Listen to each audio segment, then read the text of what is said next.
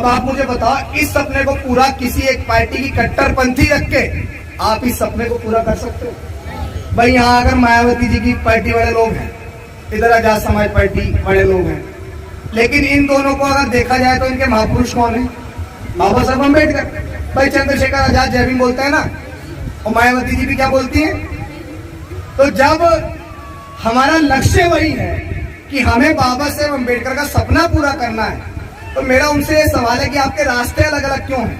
अरे जब मुझे यहाँ से चल के दिल्ली तक जाना है और हम 4 भाई हैं और मेरे पास चारों भाइयों के पास अलग अलग गाड़ी है, तो भाई हम एक गाड़ी से जाएंगे ना, तेल भी बचेगा, समय भी बचेगा, फिर उसके बाद में कोई थक जाएगा तो दूसरा गाड़ी चला लेगा, या फिर 4 गाड़ियों से जाएंगे तो भाई 4 गाड़ियों से जाओगे तो तेल भी भूगेगा, फिर तुम गरीब भी हो जाओगे, फिर पता लग रहा किसी को झोंका आ गया तो खत्म। तो इसीलिए हम लोगों को एक गाड़ी चाहिए। इसका मतलब कि हम लोगों को इस समाज की एक पार्टी चाहिए, क्योंकि बाबा साहेब अम्बेडकर ने हमें एकजुटता के साथ रहना सिखाया। और आप लोग बताओ कि अपने इस बच्चे का आप लोग साथ दोगे या नहीं दोगे? तो मेरी माताओं बहनों, मैं जब भी आप लोगों को दिल्ली बुलाऊं, अपने बेटों से कहते रहना, अपने बेटों से ये कहते रहना कि दिखाओ अभिषेक भाई कहाँ है। याद जब भी तुम्हें मेरी आए तो टाइम थोड़ा खर्च कर लेना, तुम्हें YouTube पर मिलूंगा मैं, तुम गूगल पे सर्च कर लेना। जो समाज इस देश के अंदर बहुत बड़ी आबादी रखता है, मेरी मातृशक्ति यहाँ बहुत बड़ी संख्या में बैठी हुई है, और मैं ये मानता हूँ कि मुझे अपनी माँ से मिले हुए बहुत लंबा समय हो चुका है, लेकिन जब प्रोग्रामों में इस तरह माएँ बहनें मुझे आती हैं तो मैं आपको विश्वास के साथ बताता हूँ कि मेरी घर की माँ की मुझे याद नहीं आती है, क्योंकि इतनी सारी माएँ मुझको आशीर्वाद देने के लिए पहुंचती रहती है जहाँ भी मैं जाता हूँ। तो आप सबसे मैं यही कहूंगा कि आपका भाई एक ऐसे मिशन, एक ऐसे मूवमेंट को लेके निकला है। मैं आज किसी सरकार का विरोध करने नहीं निकला हूँ, मैं आज किसी व्यवस्था का विरोध करने नहीं निकला हूँ, मैं आज किसी पार्टी संगठन दल का विरोध करने नहीं निकला हूँ। आज मैं अपनों के साथ संघर्ष करने के लिए निकला हूँ। आप मुझे बताइए कि मायावती जी को कितने लोग जानते हैं? हाथ उठा के बताइए। सब लोग जानते हैं ना? इस उत्तर प्रदेश के अंदर 4-4 बार सरकारें रही हैं। एडवोकेट चंद्रशेखर आजाद को कौन कौन जानते हैं? ये भी हाथ उठा के बता दीजिए। चलिए, सब लोग जानते हैं। अगर मैं आपसे एक सवाल करूं कि इन दोनों नेताओं को एकजुट होना चाहिए या नहीं होना चाहिए, तो आप क्या कहोगे? पूरा समाज ये चाहता है ना कि हमारे नेताओं को एकजुट होना चाहिए, और नेताओं को एकजुट इसलिए होना चाहिए क्योंकि हमारे तमाम महापुरुषों ने कहा कि शिक्षित बनो, संगठित रहो, संघर्ष करो। तो शिक्षित तो हम बने, भैया समाज के लोग IAS भी हैं, IPS भी हैं, PCS भी हैं, जज भी हैं, डॉक्टर भी हैं, बैरिस्टर भी हैं, कलेक्टर भी हैं, इंजीनियर भी हैं, टीचर भी हैं, बड़ी बड़ी पदवी पे बैठे हुए हैं। आज हमारे समाज के लोग संघर्ष भी कर रहे हैं। भाई मैं बिना संघर्ष के आपके बीच थोड़ा ही आ गया, या बिना संघर्ष के यहाँ जिन लोगों ने, जिस आयोजक कमेटी ने इतना अच्छा भव्य प्रोग्राम किया, हमारा स्वागत किया, तो बिना संघर्ष की पहचान के बिना थोड़ा ही हो गया। लेकिन हमारे नेता हमारे समाज के बीच आके कहते हैं कि आप एकजुटता बनाइए, आप एकजुटता बनाइए। अरे भाई, ये समाज आपसे सवाल कर रहा है कि आप कब एकजुटता बनाओगे। ये समाज अब नेताओं से सवाल कर रहा है कि आप कब एकजुटता बनाओगे। आप मुझे बताओ, आप चाहते हो नहीं चाहते कि आपके एरिया से आपका विधायक बने, आपके एरिया से आपका सांसद बने, इस उत्तर प्रदेश के अंदर योगी आदित्यनाथ को हटा के आपके समाज का मुख्यमंत्री बने? आप चाहते हो ना चाहते हो? बताओ। भाई सब चाहते हैं कि हमारा सांसद बने, विधायक बने, मुख्यमंत्री बने, प्रधानमंत्री बने, लेकिन वो कैसे बनेगा? वो जब बनेगा जब हमारे नेता एकजुट हो जाएंगे। तो इसीलिए हम लोग सड़क पे निकले हैं कि हम आप सबके बीच विचार लेके आए, और आप सबने इस विचार को समर्थन तो कर ही दिया ना हाथ उठा के कि हाँ नेताओं को एकजुट होना चाहिए।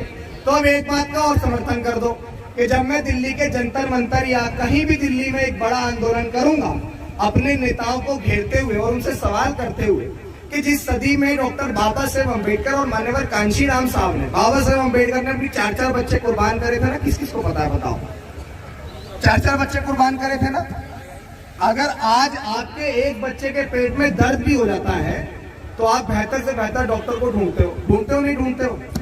अगर आपके बच्चे को कोई तकलीफ हो जाए तो आप अपनी कितनी भी जमीन हो, उस जमीन को बेचने का काम कर दोगे नहीं कर दोगे कि भाई हमारा बच्चा बचना चाहिए। लेकिन आप सोचिए कि बाबा साहेब अम्बेडकर के पास, वो विदेश में पढ़ते थे, किसमें? अमेरिका, मुझे लगता है इस गांव का एक भी व्यक्ति आज तक अमेरिका नहीं गया होगा, आजादी का 78 साल बाद भी गया क्या कोई? लेकिन बाबा साहेब अम्बेडकर उस दौर में अमेरिका के विश्व की प्रसिद्ध यूनिवर्सिटी कोलंबिया यूनिवर्सिटी के अंदर पढ़ रहे थे और वो वहां पर भी पानी से ब्रेड भिगोकर खाते थे। मुझे लगता है कि मेरे समाज का कितना भी गरीब आदमी हो, आज अपना गुजारा करने के लिए पानी से ब्रेड भिगोकर तो नहीं खाएगा। खाएगा क्या? सब लोग बहुत अच्छा अच्छा खाना खाते हैं, लेकिन बाबा साहेब अम्बेडकर विदेश पढ़ रहे थे। वो इसलिए खा रहे थे पानी से ब्रेड भिगो के क्योंकि उनको स्कॉलरशिप मिली थी, पैसे सीमित थे और उस पैसे से वो चाहते तो अय्याशी कर लेते या चाहते तो पढ़ाई कर लेते। अब बाबा साहेब अम्बेडकर को पढ़ाई किसके लिए करनी थी भाई? उनके बच्चे एक जूं के बराबर भी आवाज ना आ जाए मेरे पास। उनके बच्चे घर में भूखमरी के कारण मर गए, कुपोषण के कारण मर गए।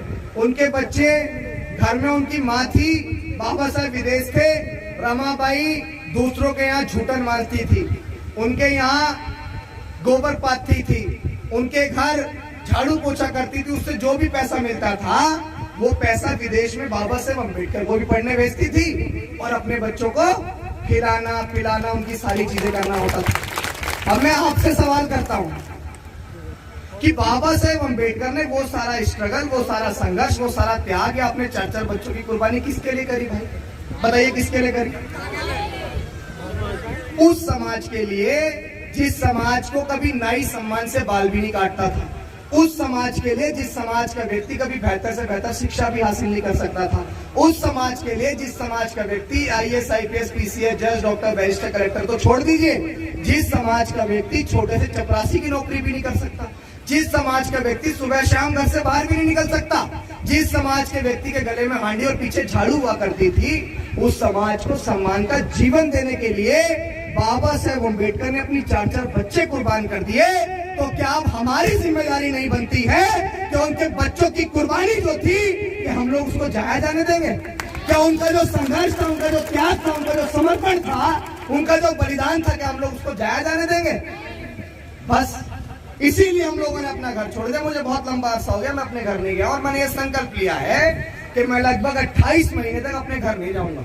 और इसलिए अपने घर नहीं जाऊंगा क्योंकि मैं चाहता हूं कि इस देश के जितने भी अम्बेडकरवादी नेता हैं वो सारे नेता एकजुट हो जाएं और बाबा साहेब अम्बेडकर ने जो सपना देखा कि हमें इस देश में अपना प्राइम मिनिस्टर, प्रधानमंत्री बनाना है, प्रधानमंत्री मतलब जहां नरेंद्र मोदी बैठा हुआ है, देश का सबसे झूठा और भ्रष्ट प्रधानमंत्री जहां आज वो बैठा हुआ है, वहां पे हमारे देश का, हमारे समाज का व्यक्ति प्राइम मिनिस्टर बन के बैठे, ये सपना बाबा साहेब अम्बेडकर ने देखा।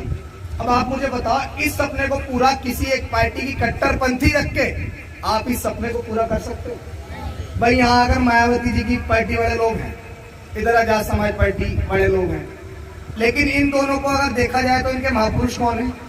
बाबा साहब अम्बेडकर। भाई चंद्रशेखर आजाद जय भीम बोलते हैं ना, और मायावती जी भी क्या बोलती हैं? तो जब हमारा लक्ष्य वही है कि हमें बाबा साहेब अम्बेडकर का सपना पूरा करना है, तो मेरा उनसे ये सवाल है कि आपके रास्ते अलग अलग क्यों हैं? अरे जब मुझे यहाँ से चल के दिल्ली तक जाना है और हम 4 भाई हैं और मेरे पास चारों भाइयों के पास अलग अलग गाड़ी है, तो भाई हम एक गाड़ी से जाएंगे ना, तेल भी बचेगा, समय भी बचेगा, फिर उसके बाद में कोई थक जाएगा तो दूसरा गाड़ी चला लेगा, या फिर 4 गाड़ियों से जाएंगे तो भाई 4 गाड़ियों से जाओगे तो तेल भी फूकेगा, फिर तुम गरीब भी हो जाओगे, फिर पता लग रहा किसी को झोंका आ गया तो खत्म। तो इसीलिए हम लोगों को एक गाड़ी चाहिए। इसका मतलब कि हम लोगों को इस समाज की एक पार्टी चाहिए, क्योंकि बाबा साहेब अम्बेडकर ने हमें एकजुटता के साथ रहना सिखाया। और आप लोग बताओ कि अपने इस बच्चे का आप लोग साथ दोगे या नहीं दोगे? तो मेरी माताओं बहनों, मैं जब भी आप लोगों को दिल्ली बुलाऊं, अपने बेटों से कहते रहना, अपने बेटों से ये कहते रहना कि दिखाओ अभिषेक भाई कहाँ है। याद जब भी तुम्हें मेरी आए तो टाइम थोड़ा खर्च कर लेना, तुम्हें YouTube पर मिलूंगा मैं, तुम गूगल पे सर्च कर लेना, ठीक है? तो मैं जहां भी जाऊंगा, मेरी आईडी है, मेरा YouTube अकाउंट है, मेरे सारे वहां पे लोग देखते हैं। तो आप लोगों से निवेदन है कि जबरदस्ती अपने बच्चों को, बाबा साहेब अम्बेडकर की पत्नी ने जो त्याग किया था, वो त्याग इसलिए किया था कि आप जैसी माओ बहनों के सर पे जो पल्लू है वो सम्मान के साथ रहे। मां सावित्रीबाई फुले ने जो त्याग किया था वो इसलिए किया था कि हमारे समाज की महिला भी पढ़ लिख कर बड़ी पदवी पे पहुंच पाए। तो आज आप महिलाओं का ये वो होना चाहिए कि आप सबके अंदर वो ज्वाला होनी चाहिए कि जो मेरा बच्चा अभिषेक या मेरा भाई अभिषेक जो हमसे कह के गया था उसकी बात को मानते हुए हम लोग अपने भाई को लेके, अपने पति को लेके, अपने चाचा को लेके दिल्ली पहुंचेंगे। पहुंचोगे कि नहीं पहुंचोगे बताओ? पहुंचोगे ना? अब दिल्ली में कोई शादी हो तो आप सब चले जाओगे, लेकिन मैं बुला रहा हूं क्योंकि मैंने अपना घर छोड़ा। आप ये कल्पना करके देखो कि अगर आपका बच्चा 10 दिन के लिए घर को छोड़ के निकल जाए तो ईमानदारी से बताना कैसा लगेगा? 11वें दिन कैसा लगेगा? लेकिन आप सोचिए, मेरी भी तो माँ है। मुझे आज, मैं पिछली बार निकला था, बहुत सारे लोग गवाह हैं इस बात के, मैं 4.5 महीने के लिए पिछली बार निकला, फिर दोबारा 7 महीने घर रहा, फिर दोबारा निकल गया और इस बार 28-29 महीने का संकल्प ले लिया। अगर मेरे दिमाग की बुद्धि फिर गई तो हो सकता है 2029 तक घर ही ना जाऊं, कि जब तक प्रधानमंत्री नहीं बन जाएगा जब तक घर ही नहीं जाऊंगा। तो आप सबसे ये निवेदन है कि आप सब अपने इस भाई की हिम्मत और इसके हौसले को बढ़ाने का काम करिएगा। और आपसे आखिरी में जितने भी मेरे साथी हैं उनको एक नज्म के साथ अपनी बात कहूंगा, अपने महापुरुषों के आंदोलन को आपसे बताऊंगा और बड़े ध्यान से सुनना। पानी वानी तो पूछ लो यार।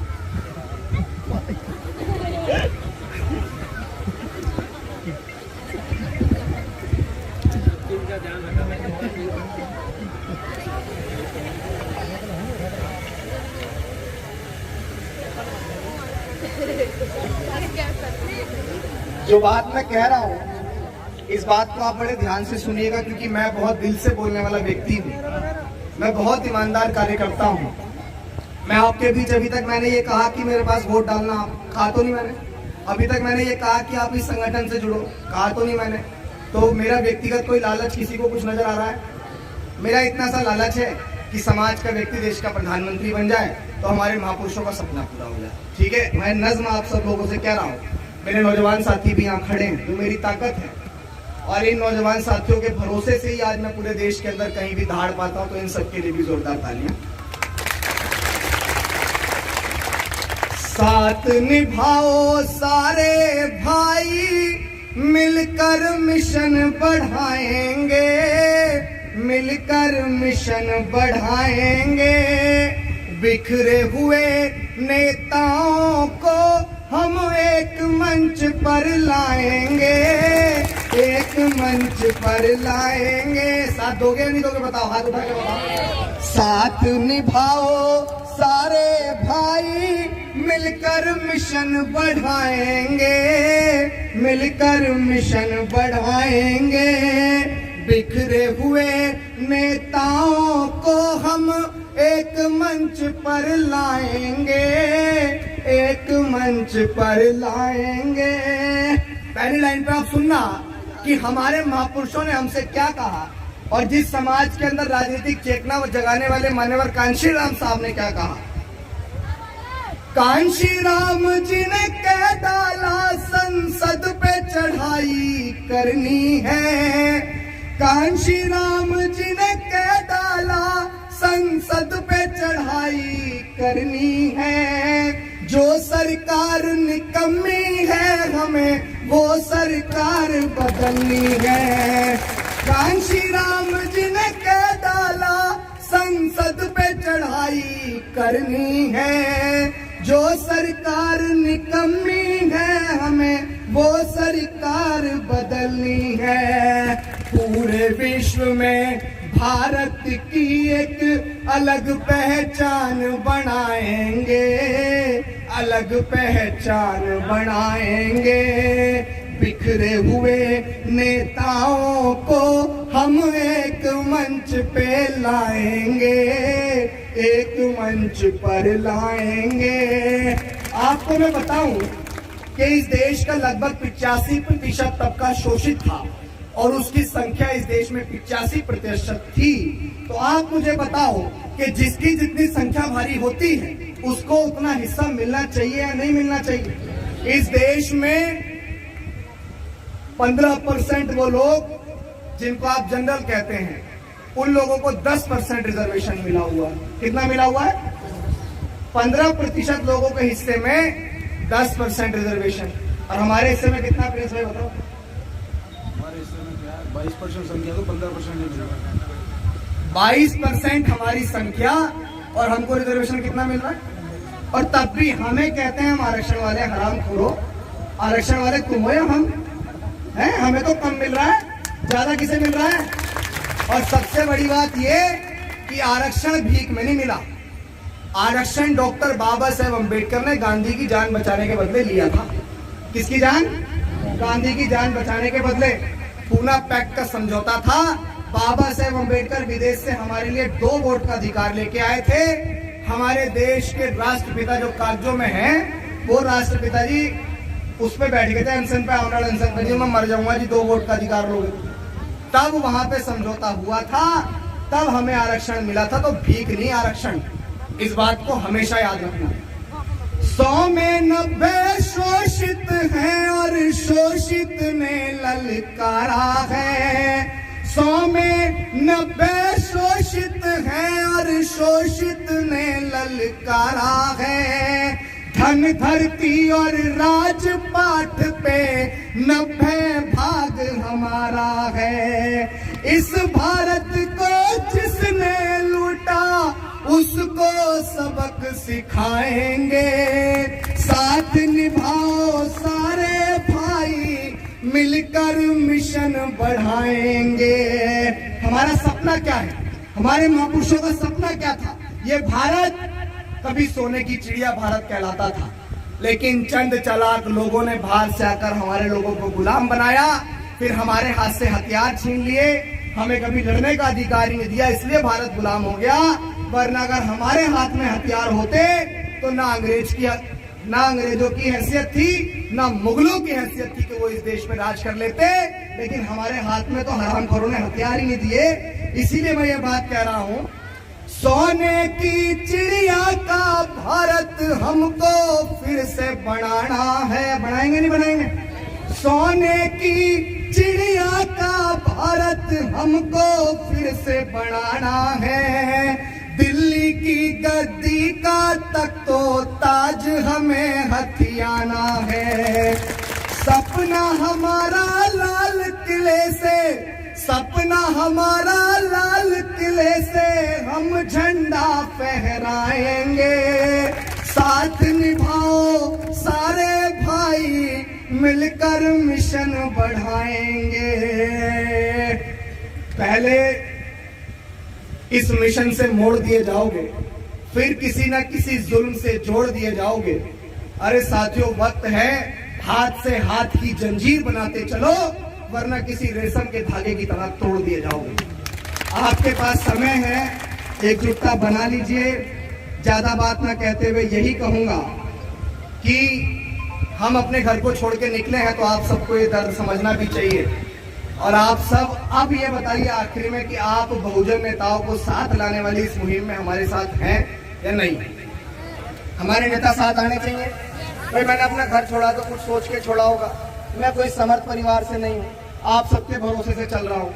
जो प्रिंस भाई ने कहा, हमारा एक नारा है और मैं उस नारे को यहाँ भी कहूंगा, और मैं यही कहूंगा कि आपने अगर मेरा साथ दिया तो मैं आपको यकीनन इस बात को कह रहा हूं कि 2029 में हम आपको देश में पहला दलित प्राइम मिनिस्टर बना के देंगे, अगर आप लोगों ने हमारा साथ दिया।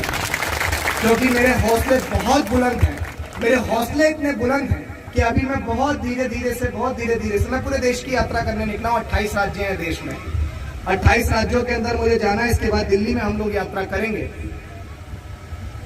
तो अगर नेताओं को समझ आ गए तो ठीक है, वरना आंदोलन करने की तो हमें आदत है। डीएम कार्यालय को घेर लेते हैं तो डीएम झुकता है नहीं झुकता? भाई थाने को घेरते हैं तो एसएचओ झुकता है नहीं झुकता? फिर बाद में कहीं मुख्यमंत्री आवास घेर लेंगे तो मुख्यमंत्री झुकता नहीं झुकता? और हम तो वो लोग हैं जिन्होंने कई बार सरकारें झुकाई है। जब हमारे अधिकारों में बात आई है तो ये तो अपने, ये नहीं झुकने के, बताओ, ये तो अपने हैं। तो अपनों के विरुद्ध संघर्ष इसलिए हो रहा है कि यही जाके लोकसभाओं के अंदर जाएं, विधानसभाओं के अंदर जाएं और हम लोग अपने घर पे आराम से बैठ के काम करें। आखिरी में, अगर आप सबको लगता है कि हमारा आंदोलन सच्चा है, क्योंकि हम लोग अपने घर को छोड़ के निकल ही गए हैं, और जो साथी साथ में घूम रहे उनको भी पता है कि कोई नेता का सपोर्ट नहीं, कोई अभिनेता का सपोर्ट नहीं, आप सबके भरोसे से चल रहे हैं, तो मेरी माओ बहनों, आप सबसे ये भी कहूंगा कि 10, 20, 50, 100 का जो भी आप मुझे सहयोग कर सके तो आप सहयोग जरूर करिएगा आशीर्वाद के तौर पे। अगर आपको भरोसा हो कि आपका भाई सही उस मिशन के लिए निकला, मैं निकला इसलिए हूँ कि आज भी हमारी माओ बहनों के बलात्कार होते हैं, आरोपी के पक्ष में पंचायतें होती हैं, आज भी हमें जाति के नाम पे मूछे रखने पे मार दिया जाता है, आज भी 9 साल के मासूम इंद्र मेघवाल को पानी का मटका छूने के लिए मार दिया जाता है। तो आप बताइए, क्या हम लोग आज भी मरने के लिए पैदा हुए हैं? क्या आज हम लोग आज भी हमारी बहन बेटे की इज्जत आप लोग लुटवाने के लिए पैदा हुए हैं? अरे मरने के बाद आंदोलन करना हमने नहीं सीखा, हमने जीते जी आंदोलन करके अपनी माओ बहनों की रक्षा करनी सीखी और इसी के लिए मैं घर से बाहर निकला हूँ। तो अगर आपको लगता है कि आपके बच्चे का मिशन ईमानदार है तो आप इसका साथ जरूर दीजिएगा। अपनी बेटी, अपने परिवार, अपने बच्चे को आप लोग शिक्षा की ओर जरूर भेजिएगा। और आखिरी में एक बात आप सबके लिए कहूंगा, हो इस तरह हौसले आजमाया करो, मुश्किलें देख कर मुस्कुराया करो, हो इस तरह हौसले आजमाया करो। मेरी माओ बहनों, मुझे लग रहा था मैं अभी बराबरी वाला सिस्टम नहीं कर रहा, इसलिए आ गया। हो इस तरह हौसले आजमाया करो, मुश्किलें देख कर मुस्कुराया करो, दो निवाले भले कम ही खाया करो, अपने बच्चों को लेकिन पढ़ाया करो, अपने बच्चों को लेकिन पढ़ाया करो। ये जमाना आप सबको अनपढ़, जाहिल, गंवार देखना चाहता है। अगर आप भी अपने बारे में नहीं सोचेंगे, ये जमाना नहीं चाहता कि आप इस देश के हिस्सेदार बने या प्रधानमंत्री बने, अगर आप भी अपने बारे में नहीं सोचेंगे तो 7 समुंदर पार से आपको समझाने कोई नहीं आएगा। इसलिए मैं आपसे कहूंगा कि बेटों और बेटियों के बीच कोई भेदभाव नहीं करना चाहिए। जितनी हमारी बेटियां पढ़ना चाहती हैं उनको पढ़ाना चाहिए, जितने हमारे बेटे पढ़ने चाहिए उनको पढ़ना चाहिए। और बिना पढ़े हमारा मूवमेंट सफल नहीं हो सकता है। नशे से दूर रहो और शिक्षा से आगे बढ़ो। मैं आखिरी में एक और नज्म आपसे कह देता हूँ, मैं इस नज्म को कह दूं उसके बाद आना। बहुत सारे लोग मुझसे कहते हैं कि इतना हिम्मत और हौसला आपके अंदर आता कैसे, तो मैं बताता हूँ। पढ़ते दुख अपने पुरखों का लिखता हूँ मैं, वो जख्म से गुफ्तगू करके लिखता हूँ मैं, वो दर्द गाने कभी हौसला चाहिए, जहाँ हथेली लिए दर्द लिखता हूँ मैं, वो जहाँ हथेली लिए दर्द लिखता हूँ मैं, वो अपनी सांसों में आबाद रखना मुझे, बड़े ध्यान से सुनिए, वो अपनी सांसों में बात रखना मुझे, हो अपनी सांसों में बात रखना मुझे, मैं रहूं ना रहूं याद रखना मुझे, हो मैं रहूं ना रहूं याद रखना मुझे। इस बात को इसलिए कह रहा हूं कि बहुत कम उम्र में बहुत दुश्मन बना लिए हैं, क्योंकि जिस व्यवस्था के साथ और इसके खिलाफ मैं लड़ रहा हूँ वो दुश्मन बहुत ताकतवर है। लेकिन आप माओ बहनों के आशीर्वाद के भरोसे चल रहा हूँ। लेकिन ये भी जीवन की सच्चाई है कि जो आया है वो जाएगा भी। तो अगर किसी हादसे में आपका भाई चला जाए तो इस आंदोलन को, इस मिशन को रुकने मत देना। बस आप सबसे यही कहकर विदा लूंगा। बहुत बहुत धन्यवाद।